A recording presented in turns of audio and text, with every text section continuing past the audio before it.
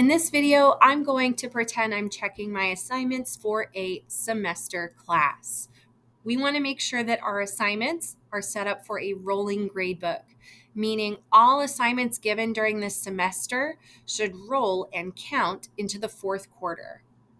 So I am currently in one of my classes. I changed the class focus under periods to third quarter, so I can check my third quarter assignments.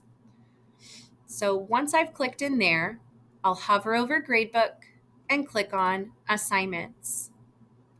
Next, instead of the Assignments tab, I'm going to click on Grading Periods. So for any assignments that are given in the third quarter window, aka January 18th through March 31st, I'm going to make sure that these are checked in third quarter and for fourth quarter.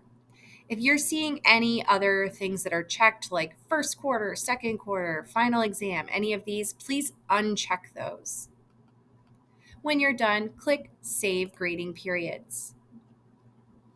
Notice that you may have more assignments than can fit on one screen.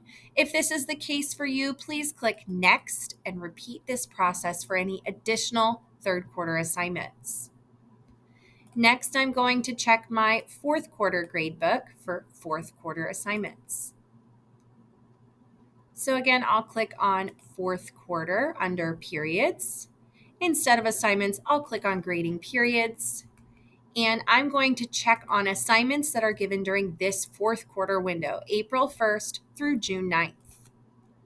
For any assignments that are given during that window of time, I should have checked fourth quarter only.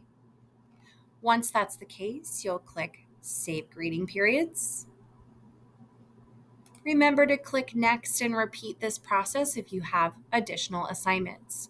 After you have checked your assignments for third and fourth quarter to make sure they're set up for a rolling gradebook, you are good to post your final grades for the year. If you've already posted your grades, please repost, as this may have changed students' grades.